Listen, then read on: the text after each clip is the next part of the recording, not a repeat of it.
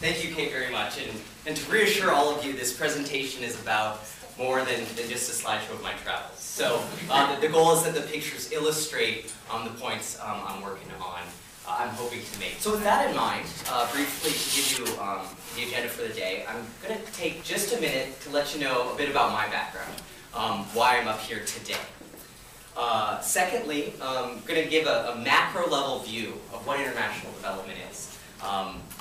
And then go down to the micro and take one case study of Liberia, a place that I've had the opportunity to work in and support projects in from Washington, D.C. To answer this question of how I got hooked on all this, I want to take you back to July of 2002, when I went to Guatemala. It was really my first time out of this country, apart from Canada and a couple of resort towns in Mexico. And I went to rural Guatemala primarily to learn Spanish, to have intensive Spanish training. I was there for 3 weeks, and one afternoon I had the opportunity to visit an elementary school. And I spent the afternoon with these kids here. I don't know if you can pick me out from the crowd, but through some Spanish to Spanish translation, my gringo Spanish and their elementary school colloquialisms, we had a great conversation. And maybe the case in point, I just vividly remember, just one kid with his eyes just wide open. He said, "Have you heard of these tall buildings that touch the sky? Skyscrapers like in New York." And I said, yeah, they have some of those in my hometown, and jaws dropped. Like, I've even been to the top of one. They just thought I was so cool and made me feel pretty good. But I guess this isn't about me, but it's about them. And what I then learned, what I had learned on that trip, is that this school would not have been built were it not exclusively for European donations, aid donations. But I was trying to square the circle of, on the one hand, you have all these kids who are doing what kids should be doing, learning, being enthusiastic, and on the other hand, they're this close to not being able to do that at all. The difference, international development. I do want to take just a minute right now, though, and say that what I'm going to talk about for the rest of the presentation is models, it's data, it's debates about international development. What you're going to hear for the rest of the quarter is about innovative models, exciting ideas. And that this is designed, and what gets my brain flowing, and it's designed to do that. It's designed to create ideas. But we can't focus just on that, because at the end of the day, it really is about the communities and the people in them that are people in need. They're in need, yeah, for aid, for donations, sometimes as basic as food, but they're also in need of opportunity, economic opportunity, such that they can fulfill their inner potential.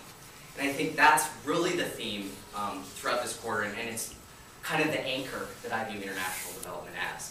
So to that end, if you'll permit me, I'm going to amend my what it's all about statement. Say, yeah, it's about economic growth, humanitarianism, politics, but ultimately it's about people. So, what is international development? We have to start somewhere understanding what it is. So I put up a simple definition up there that I think is pretty hard to argue with.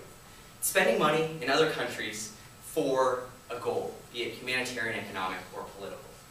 Next, I want to give you what the U.S. government defines international development to be from a focus area standpoint. This, again, pretty self-explanatory. Investing in people is that buzz term for investing in education and health. And economic growth is really the gamut, from building roads to helping farmers grow better crops to microfinance, etc. The point with this is that different donors can focus on different aspects of development, but you'd be hard-pressed to find any country, any unstable, poor, terrorism-ridden country, or whatever term you want to use. You can't bring it to stability, you can't bring it to middle-income status without covering all 5 of these areas. So some of the big debates. It would be nice if we could all agree that what international development is about helping people, period. But unfortunately, once the rubber meets the road, there's a lot of debates. Among the biggest one is maybe an age-old question. Do you invest in concrete, tangible things like roads, like buying a bunch of computers for government, one laptop per child, many of you have heard about? Do you do that very concrete work, or do you do the more softer side? Do you build capacities? Do you talk about investing in education and stuff like that?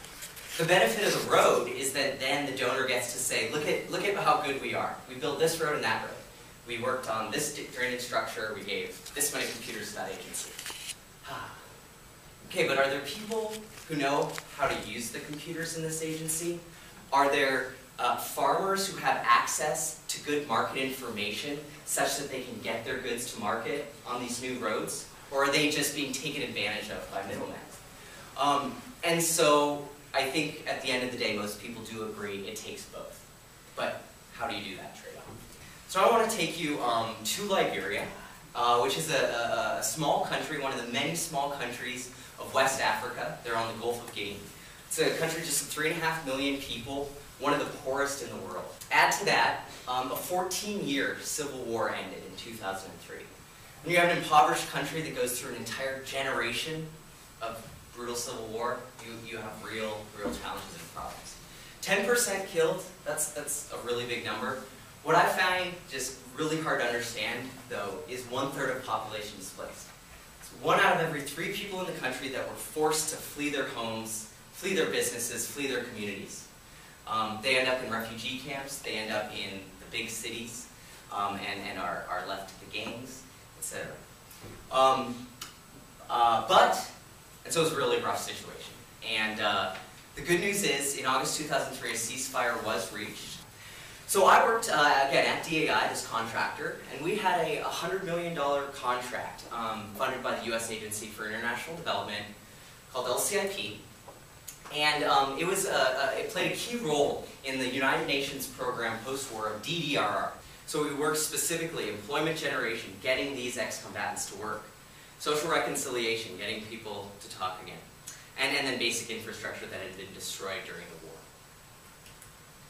So now I'm going to just walk through a couple of illustrative activities, and I've put again the 5 areas of U.S. government-defined development. And I'd ask you, as I'm talking about these activities, try and think how the activities relate to these overarching goals. Here's this building again. It's a vocational education center. So now that we have these roads, kids are getting to school, how are we going to take the best advantage of them? Excuse me for looking at this. So this guy, he's teaching basic accounting to all these rural entrepreneurs. Basic, T-tables, T-accounts. How do you approach this notion of expenses and costs and revenue? There's no Jane Kennedy, no Professor Solomon, but he still really got the job done. And I think even here, it's a fuzzy picture. You can tell this guy's intense, and he sure was. Second, once you have roads, what's nice is people start driving on them. And then what's really nice is their cars break. So we're training mechanics on what happens when that happens. And it really sucks if your truck breaks and you have a bunch of perishable farm food on it. Okay, facilitating economic growth and making jobs. Bringing us back to the big picture of development and where we are today. And this is where I'm going to end, is business and the base of the pyramid.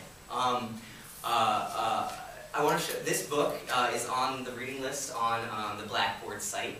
And it was really a groundbreaking book by C.K. Prahalad.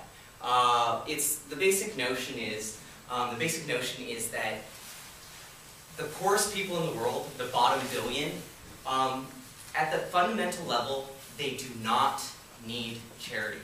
They need short-term help, but what they need is economic opportunity, and the only economic opportunity, and the kind of economic opportunity that allows them to be entrepreneurs, that allows them to try new things.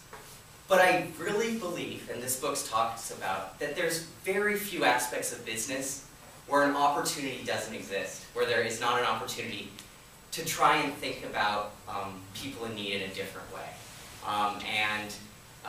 The goal is to find mechanisms that are mutually beneficial for the business, for the people, and I'd argue for our global society trying to work through globalization and all the challenges and opportunities that go with it.